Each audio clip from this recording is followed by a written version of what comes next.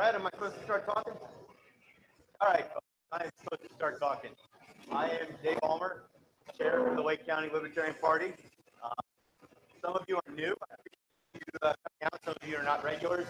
I'm very excited our guest has generated this kind of interest. A couple quick administrative notes.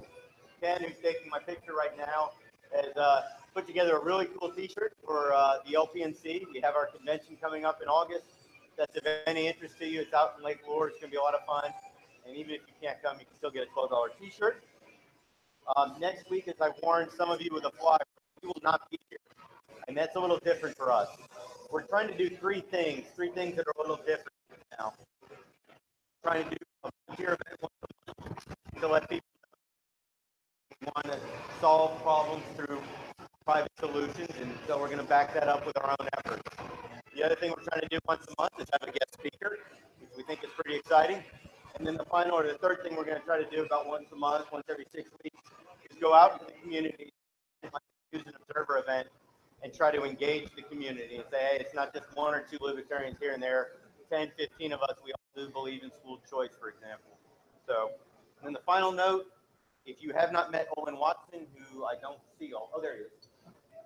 Owen, I did no personal vision. Anyway, Owen Watson is running for District C, Raleigh City Council, and I appreciate him carrying the colors forward.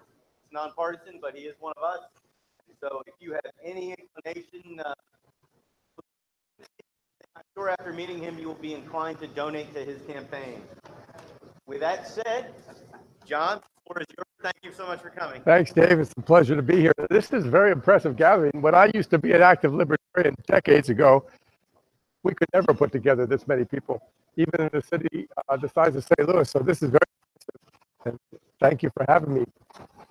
I'm going to talk about what the John Locke Foundation has been doing over the last few years in the way of criminal justice reform. I'll just try to cover the three main issues we've worked on pretty briefly, and then we'll just talk about it, if that's all right with everybody. We've worked on three projects, one of which has just come to a successful conclusion. Raising the age of juvenile jurisdiction. The project that we've been working on for a couple of years and started to make some progress is codifying the criminal law in North Carolina,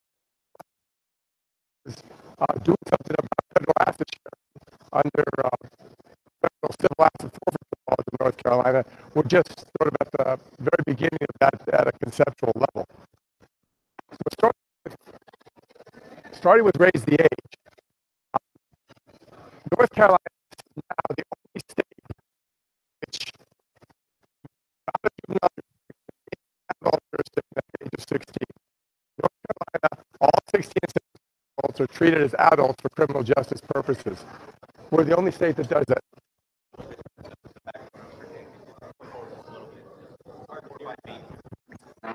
Okay, is this better? Is this better? I don't like so much turning my back on people, but I guess that's how it has to be. We're the only state that treats all 16 and 17-year-olds as adults for criminal justice purposes, and that, we think, is a very bad thing for all kinds of reasons.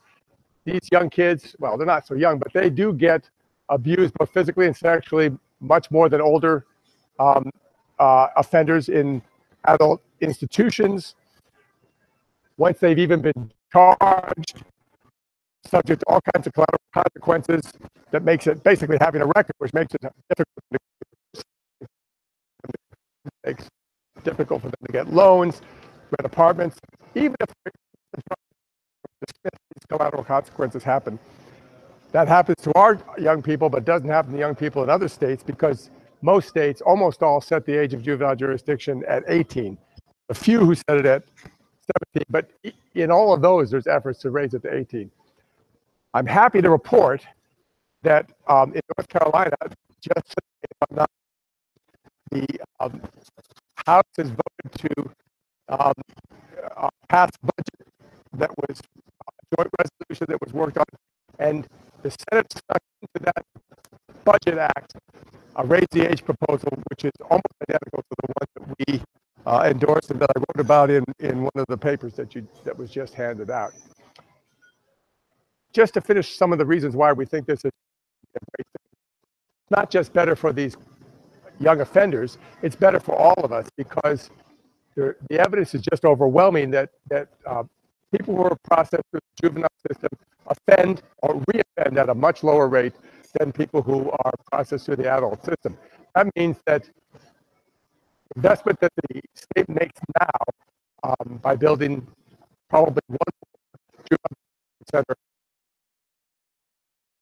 people at every level to staff juvenile justice, is going to pay big dividends, because we'll have less crime, lower law enforcement costs, and more people able to take a part in the economy and help us grow it.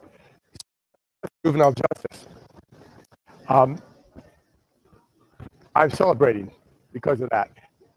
And I wonder if he's brought me my refill. I guess not. You won't forget, will you?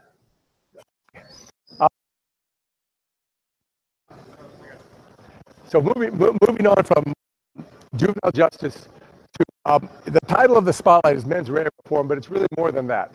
The problem we've got in North Carolina and in every state, even more so at the federal level, is what we call over-criminalization.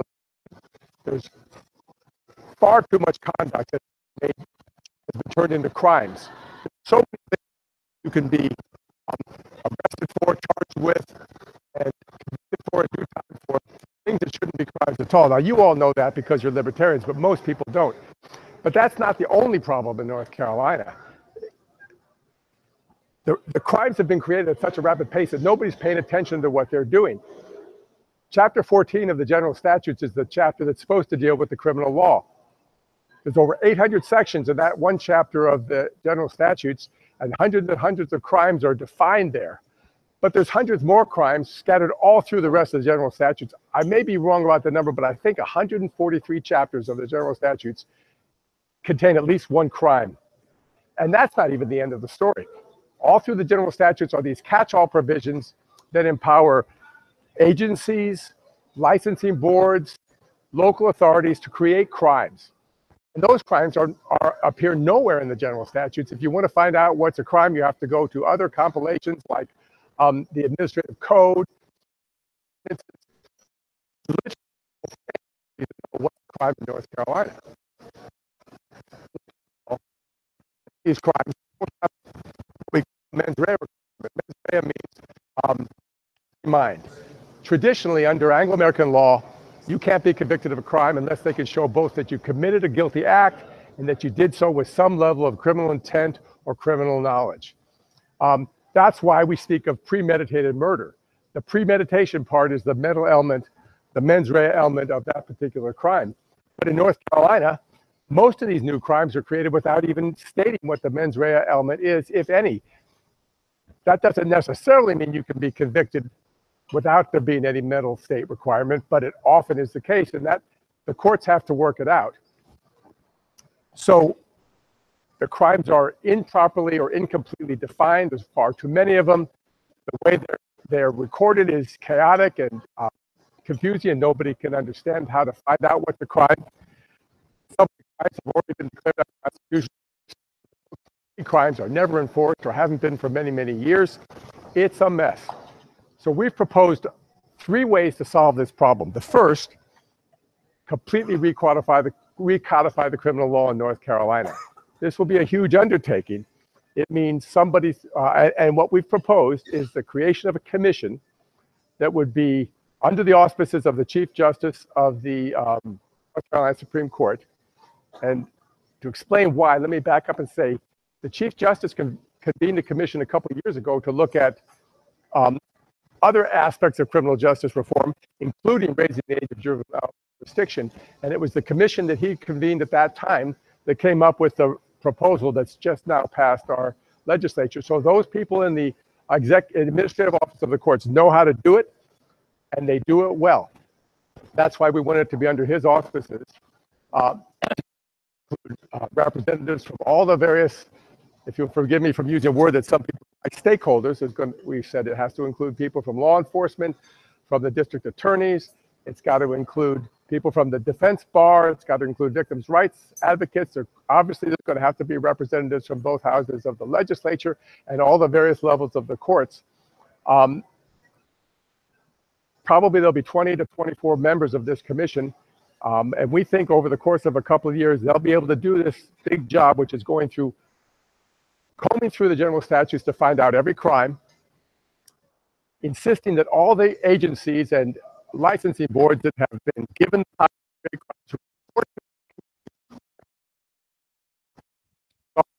the mens rea requirements are, if any. Once all this information has been pulled together, the commission will come back with a report saying how this ought to be reorganized into one chapter, presumably still chapter 14 of the general statutes. There'll be some recommendations about crimes that ought to be eliminated, crimes that ought to possibly be downgraded to simply infractions because they don't rise to the level that deserves a criminal punishment, and we're still a criminal record. And we're making progress. It hasn't been introduced yet. We just in the last few weeks was a member of the North Carolina House of Representatives.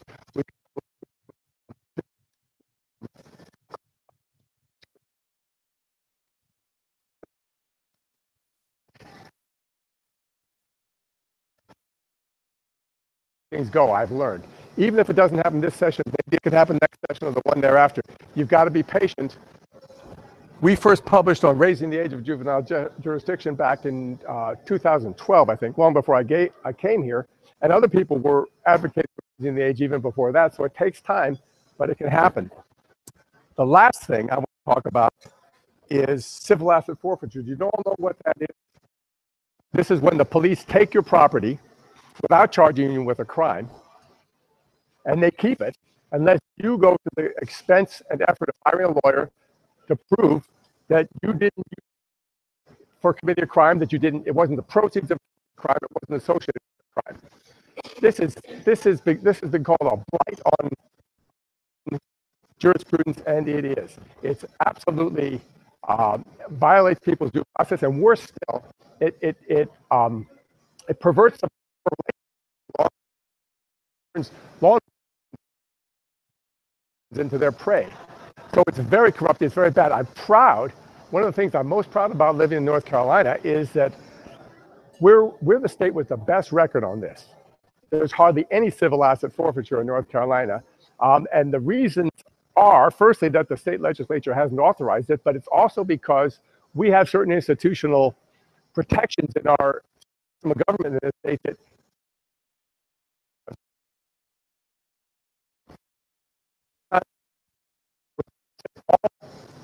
fines and forfeitures by law enforcement can't be kept by the agencies that collect them. They've got to go into the general fund and be used for education. That takes away a big incentive for civil asset forfeiture. But in other states that have similar provisions, local law enforcement still gets around it. Pardon me. The reason that doesn't happen in North Carolina is because we don't have any local courts. We have a unified court system, and so all of our courts follow the rule in the Constitution. So we do very well in North Carolina. The problem is many law enforcement agencies in the state are circumventing these protections. And the way they do it is they take part in various federal civil programs. The Department of Justice runs them. The IRS runs them. There are so-called sharing programs under both departments, and there are also laws that allow local law enforcement agencies that participate in criminal justice task force with federal agencies to get that money. So we think it's time to do something about that, and that's the next big project we're working on. We're going to look at what other states have done. A number of states have recently passed laws to at least put limits on this. We're going to try to find out exactly how big a problem this is in North Carolina, which local enforcement agencies are doing it, how much they're taking, and how often innocent people are being victimized. And then we're going to come up with some model legislation and start promoting the idea in the legislature that we ought to do something about this in North Carolina. I feel as though we've been the lead on civil asset forfeiture for many years. But that doesn't mean, as I say in one of the pieces you get there, that we haven't got something to learn from other states. So it's time to start doing that. Those are the three issues we're working on. I'll just say one other thing, and then I'm going to open the floor to questions. What's been interesting about criminal justice reform is that it's really a non-ideological, non-partisan issue. I've had the experience now that work. Well, let me just say, when I first wrote about raising the juvenile jurisdiction, this would have been, I think, in the spring of 2016. I wrote one of these newsletters, like the one on civil asset forfeiture, and very unusually, I was contacted twice by people who'd read it that week. One was from somebody who represents an organization I hadn't heard of at the time. It was brand new, called Conservatives for Criminal Justice Reform. And within a day, I also heard from somebody with the ACLU, both of whom very interested in doing something to raise the age of juvenile jurisdiction. So in the course of the next couple of weeks, I met both of them. And more recently, I've dealt with people from the Justice Center. You all know the Justice Center. There's liberal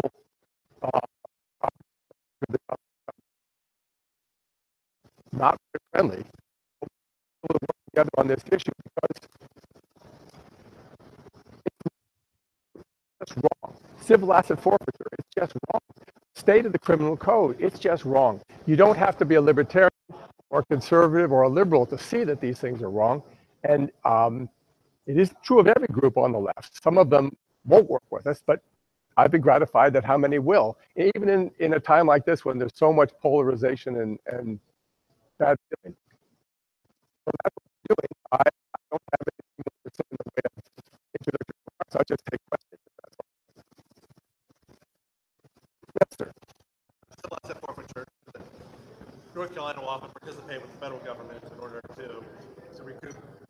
Those funds go to the North Carolina agency. They come from the federal government. Do you know about the magnitude? I'm going from memory here, but it's in the paper that I handed out. I think over the last the Institute of Justice has studied this, and they've given every state a report card, and they always give us a very high rating because our state laws on the subject, but they also put us in the top 8 states in terms of the total amount that's been, I call it, laundered through the federal system this way. I think the total is about 140, 150 million from the Department of Justice and another 30 or 40 million, something like that. Yes, sir. Olin Watson. In a recent CAC meeting, Community Action Council meeting here in Raleigh, the police representative mentioned, handed out statistics of different categories of crimes and what they were. We do this every month at each of the CAC meetings for that region. After having done some little calculation, it appeared to me that only just a couple violations short of half of the crimes were non-property and non-person crimes. So that means there was no victim. The category victimless crime is, I think, in our called public order crime. Mm-hmm. But that represented fully half of the arrests, investigations, incarceration, all of the evidence. That's dramatic. Yeah. First of all, in my mind, I think, how is so much investigation going on? Nobody is reporting anything. Maybe it's loitering, so you get a report that we're there. The total.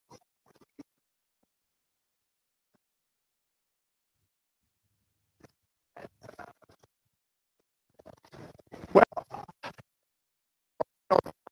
as a libertarian, I don't approve of these so-called public order crimes. I certainly don't approve of victimless crimes in general.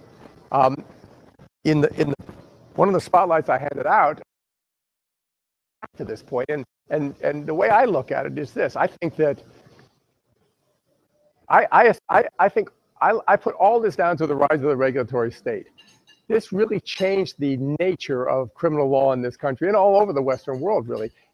Criminal law went from a tool for punishing wrongdoers to a tool for social engineering. And the idea became, this is just another way to transform society into what we think it ought to be. And that's why we now have all these public order crimes. Now, recodification isn't going to change that. We've said up front, and when some of the people in our non-ideological, non-party coalition, as soon as they heard about this, a lot of them got very excited about reforming specific reforms of the criminal law that they want to see. Not necessarily that one, because these people I'm thinking of are on the left. But I went back and said, we've all got to agree up front not to do this. Not now. This isn't the place, or we'll never get this done. We've got too many laws, and the way they're recorded is a mess, and they're not properly defined, and too many of them are strict liability crimes. We can fix that if we stay on message. Getting rid of some of these crimes that shouldn't be crimes at all, that's a different, it's important, but it's not going to be part of this effort. But I agree completely that this is something we need to do. And the cost of criminal justice is enormous. It's not as bad in North Carolina as it is in some states, but it's still enormous. And this is part of the reason, not the only reason by any means, that's part of the reason why all conservatives are actually is leading the effort to reform the criminal justice system. Anyone else? The recodification process, like what would it take to form a committee like that? And is there appetite outside of John Locke Foundation? Yes, it's been very. He asked whether we found there was an appetite outside the John Locke Foundation for this reconstruction idea, and it's been actually. We had a meeting with the. Well, first of all, let me say that this wasn't. That's not quite true. It's something that we've been talking about for a couple of years, but to be frank, we didn't think it was something that we could hope to have happen very soon. But coincidentally, there's a professor at the School of Government at UNC. Her name is Jessica Smith. I only met her fairly recently because she was the recording secretary for the commission, the Chief Justice's commission that came up with the age proposal. So she was buried under that effort for a long time, but now she is the person who wrote the book on criminal law in North Carolina. Every year they bring out a new edition of her book. It's called Crimes.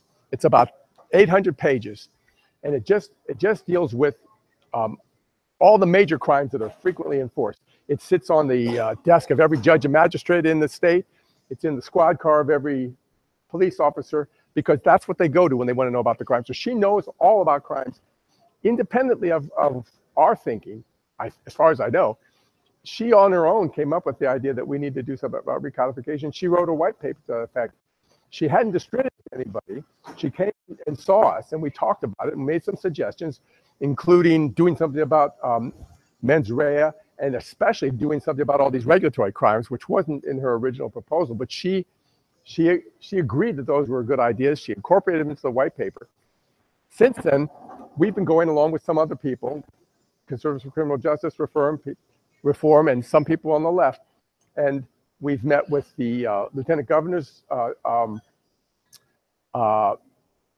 with the, I think what the title is, but one of the who deals with legal issues for the lieutenant governor. He said they're very excited.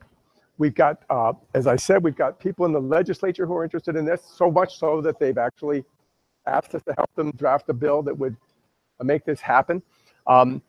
People in the administrative office of the courts, who are the people who ultimately have to run this commission, they're excited. So I think a lot of people, regardless of their party, regardless of their ideology, they just see that this is a problem that needs to be solved, and so there is support. It's a long answer to a short question. Yes. Regarding the same, topic, you said that this would be decided the courts.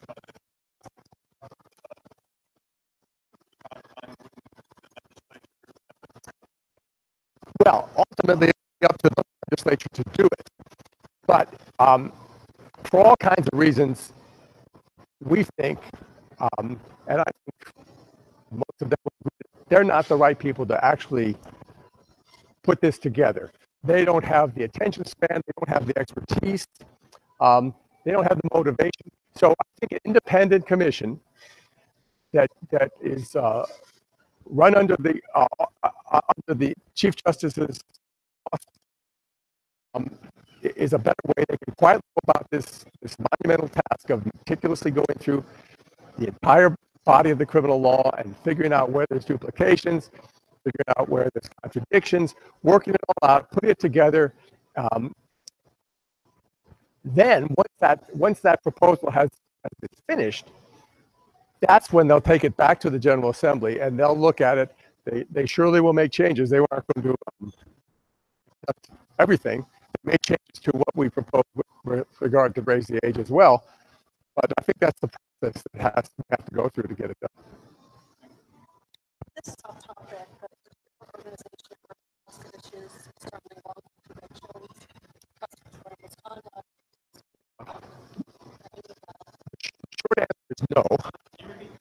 Yeah, she asked if we've done anything to do with, you said prosecutorial misconduct?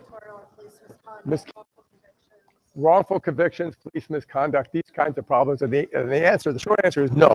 But the answer, so there's just me. I'm the whole legal department at the John Locke Foundation, and I certainly do agree that these are problems. In fact, some people who know a lot more about it than I do think that when it comes to the whole problem of over-incarceration, prosecutorial, I won't call it misconduct, but changes in prosecutorial procedure, that's a big part of what we have this. That's controversial, but I'm sure it's at least part of the problem. And address that. But it probably won't be.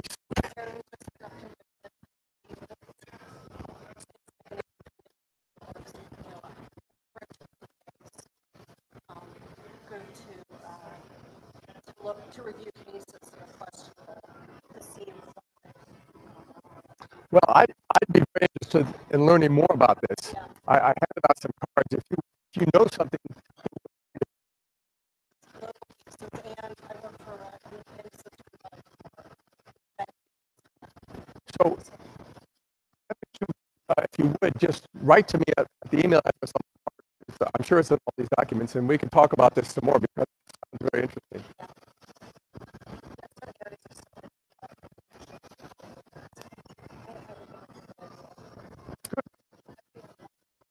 Yeah. touch on it, and I don't know if this is a hopper. Jury law that requires judges to inform juries that they have a legal right to jury nullification. No, I don't believe we do. And I was wondering if there's any legislative move towards getting that. I haven't heard. The question was, do we have a fully informed jury law in North Carolina? And if not, is anybody interested in trying to get us to have one? And the answer, I think, to both questions is no. We certainly don't have such a law, and I'm not aware of any group that's trying to promote that right now. Again, I'm a libertarian. I think we should have fully informed juries. I believe in jury nullification. I don't think there's any appetite for it that I'm aware of. Yes. You mentioned before when you were talking about some of these reforms that you've been able to get some interest from some other groups, particularly on the left side. And I'm curious, you said that some were enthusiastic and some were not. Any names on both categories? Well, tell you what, I won't name any names of people who have been particularly obstinate about this, but I'll give you sometimes it's the same group. So I mentioned the Justice Center last year, or was it the year before? Soon after I got the John Locke Foundation, which was in 2015, I got interested in a very bad North Carolina law called the MAP Act. Are you guys aware of that? And I had some conversations with one of the lawyers who is representing the landowners who've been abused by this. The MAP Act, just for those of you who don't know, empowered the Department of Transportation to impose development moratoria on corridors that had designated it wanted to use eventually to build state highways. I'm living it right now. Sorry? I'm living it right now. You're living it right now? But you're aware that that in the Kirby case, the Supreme Court upheld the landowners and struck down the MAP Act. So you ought to be getting some relief. Are you talking to a lawyer? I've got an eminent domain law.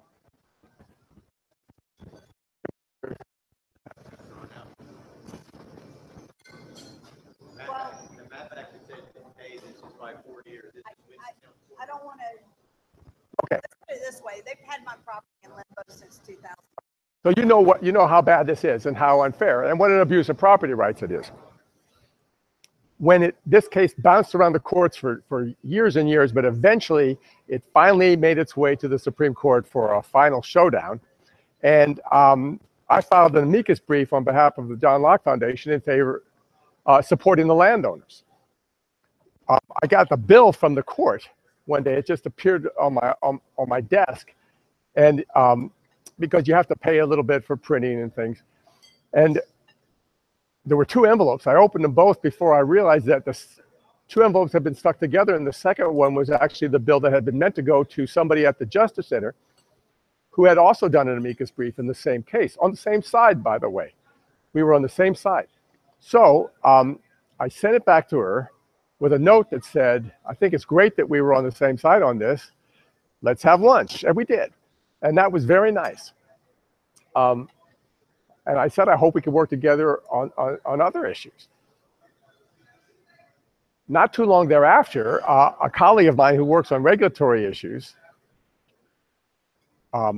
started working with his opposite number at the Justice Center about the problem with professional licensing, which you all know what it is and why it's a problem from a libertarian standpoint. You may not know that North Carolina is one of the worst states in terms of the number of professions that we require licenses for. We don't like it because we're libertarians and it's wrong. You know, it limits people's freedom. People at the Justice Center, though, don't like it because it harms the poor disproportionately. It makes it hard for people to make a living. So my colleague, John Sanders, was working with somebody at the Justice Center on this. They both testified at the General Assembly in favor of doing something to roll back professional licensing in North Carolina. They worked a long time on a joint op-ed piece that was going to get published in all over the state. It took a long time to get their board and our board to agree because, you know, working with the Justice Center and working with the John Locke Foundation, depending on your ideological point of view, didn't feel comfortable, but they got there. And that effort was set to go. And then HB2 came down. And one of a different colleague wrote a paper for the Foundation of Economic Education, I think has a newsletter or something. It didn't even appear in a John Locke Foundation. And all he said was, businesses ought to have the right to decide for themselves who uses which bathrooms. But that upset somebody at the Justice Center so much that they just pulled out of the whole thing. They canceled the joint op-ed piece. So this is the kind of thing that happens. Sometimes people feel as if you're not with them on everything, then they can't do business with you. But even within the same organization, there's lots of people over there that we have worked with.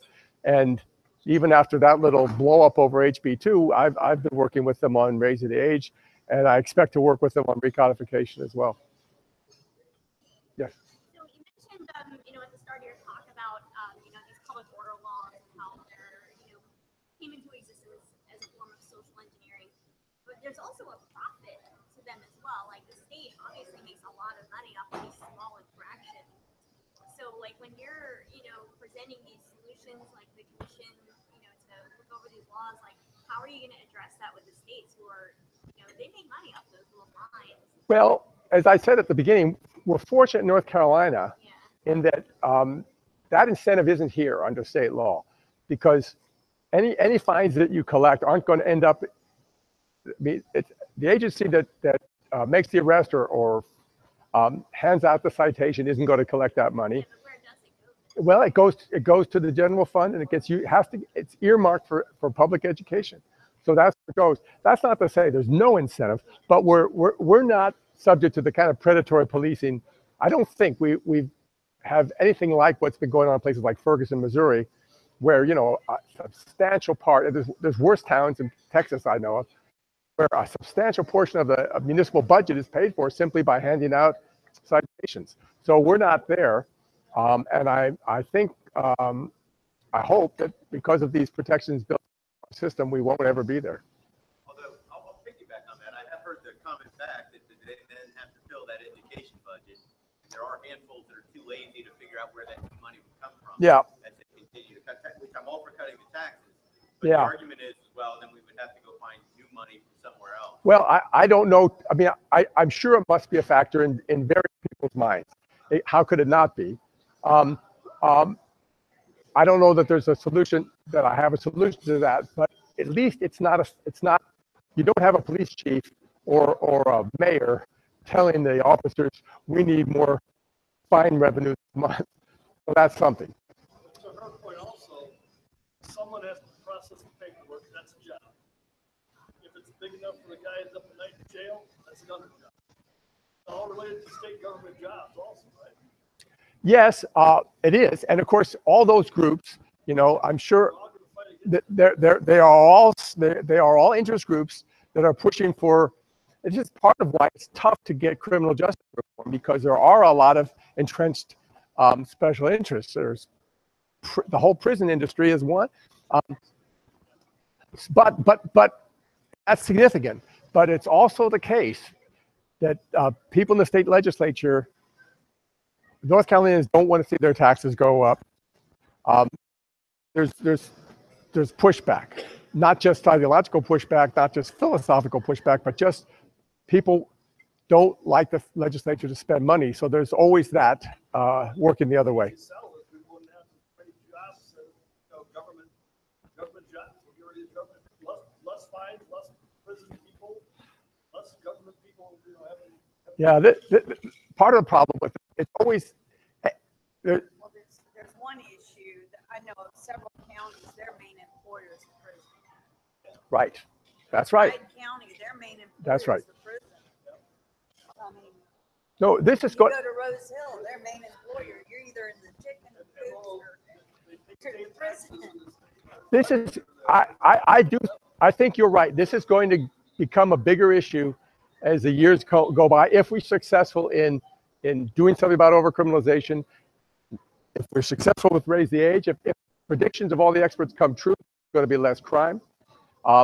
And if this works out as well as we're hoping, I think we're going to see other kinds of reform, criminal justice reform, because the reason these 16 and 17-year-olds who are processed through the juvenile system have lower recidivism rates is because they're treated differently. They get mental health treatment. They get a chance to finish their education. They get moved from one part of the state to another if they feel they're involved with a gang or if their family is part of a problem. They get counseling about finding jobs and apartments where they get treated differently. But people don't just automatically change in an instant when they turn 18. We could get lower recidivism rates amongst older offenders if we changed how we deal with them. So between overcriminalization on the one hand and better, My more. point is shutting down a prison to certain counties is tantamount to Right. somebody threatening to shut down Seymour Johnson Air Force Base. It's going to be an issue. It's not going to happen because it's just, that's their main employer, or they see it as their economic base. Yeah. No, you're right. It will be an issue. They'll be pushing back against these kinds of reforms. So an easy tell would be we're going to have fewer inmates, so you'll have security guards per inmate, better prison safety. You always just have to figure out how to disarm that argument. So, right, so the reforms he's talking about, they encourage better prison safety.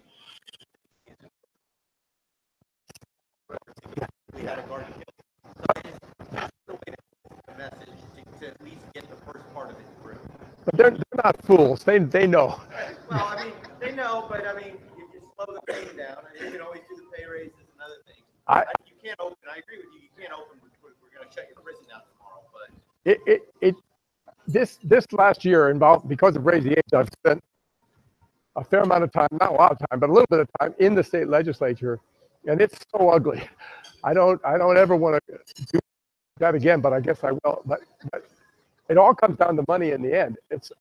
Every interest group is in there with their hand out one way or another, and it's tough to fight them. As of right now, with these three main issues that you're working on, there's nobody pushing against you on these things. You've got. Oh, sure there are. I mean, are they like serious? I mean, like, is it like you said, you've already got left and right groups that are trying to work with you on it, but is there anybody like that is? Yeah, sure. I mean, on Raise the Age, there were a lot of people who were against us. The district attorneys were against us, for one, which was a disappointment because they were included in the commission, and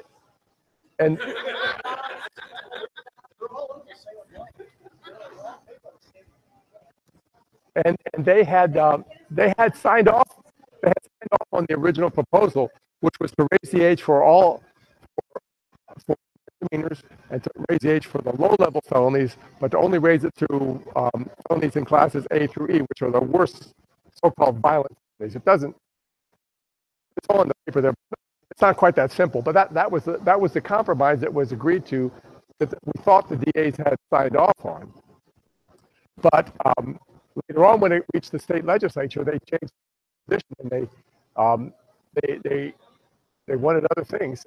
And other groups are, not some conservatives were with us, especially the Christian conservatives were with us on Raise the Age because they're worried about the welfare of these people. But a lot of conservatives were not with us because they want to be tough on crime, and they think, not unreasonably, that a lot of these 16 and 17-year-olds can still be very evil, very dangerous people who deserve to be punished, and they feel that they deserve to be protected from those people, and they're right. They're right. What I argue in that paper, though, is that the low-level felons, when they're first and second time offenders, they're not doing time anyway. What's happened, kind of unsupervised information most of them and get subjected to, it doesn't protect the public any better than, in fact, it protects the public less well in cases than would have been achieved by treating them as all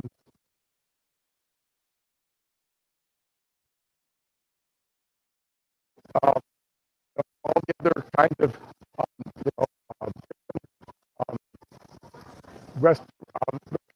these other programs that they have in the juvenile justice system. So, but anyway, yes, there was resistance to Raise the Age for sure. We didn't know it. It was a nail biter right up to the end, right up until today, in fact, or at least until yesterday when the House agreed. When the Senate agreed. These other things too, for sure. Yes. I was going to ask a practical question. Of these two issues, Raise the Age thing is pretty much a done deal, assuming the budget gets passed. Of these legal criminal justice issues, which is the one that resonates most with the average voter, not a lawyer, the average person, a libertarian focus, civil asset. Oh, to a libertarian voter? I mean, I might be able to.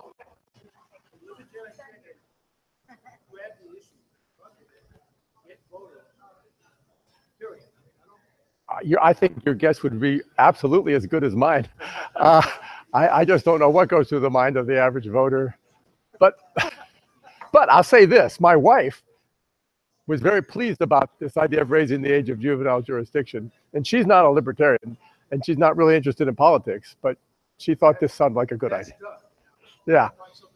Well, I think everybody I talked to about the civil asset forfeiture thing seems to agree that that's just wrong. So I would say we'll get a lot of, I hope we'll get a lot of public support for that. Yeah, that's the other side of it. You see, when these guys make a great case, they talk about taking down that local drug dealer. We took El Dorado, and everybody in my community was pleased as punch. That's what they're going to say.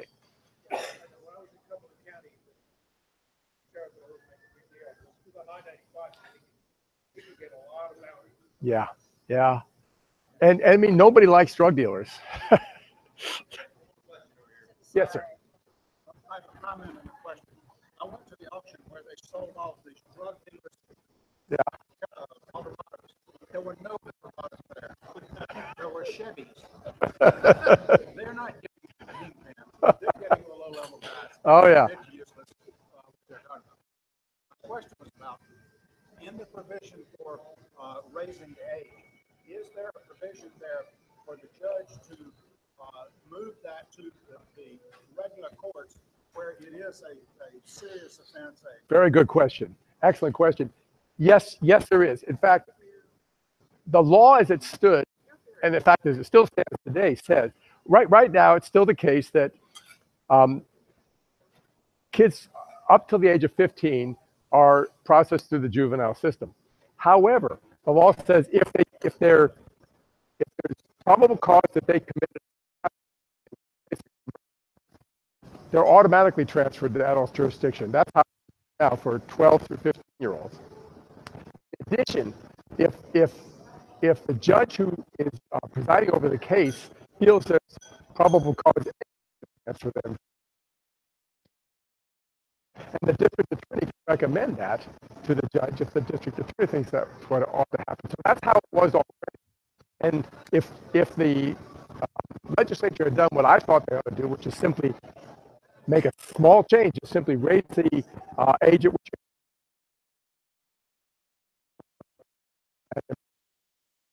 to ensure that the really bad actors get dealt with the way we need to have them dealt with.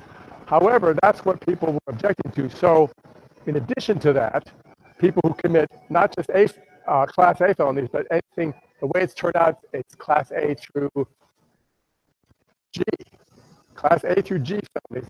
If there's probable cause a 16 or 17-year-old committed a Class A through G felony, they're automatically transferred to adult jurisdiction. And in addition, it's still, the judge has still got the discretion to transfer the case if he thinks that's what ought to happen.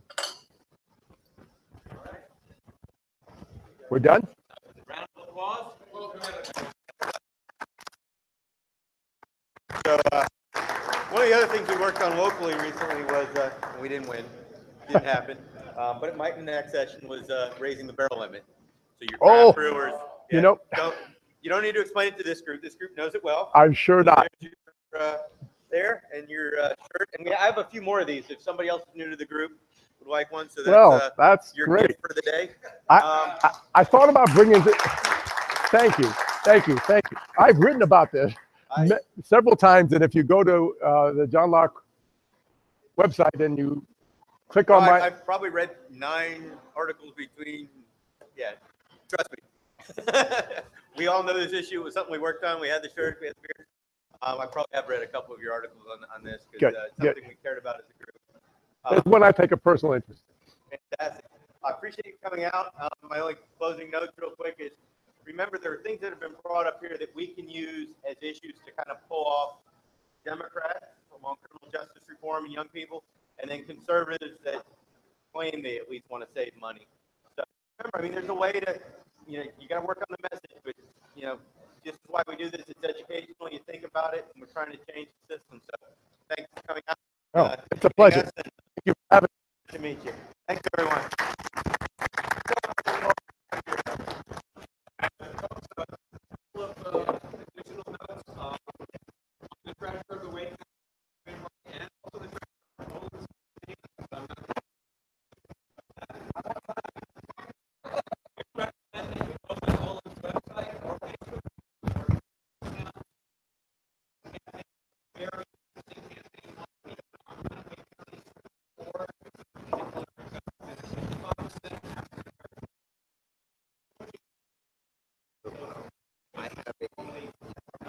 I'm not quite sure how to do it.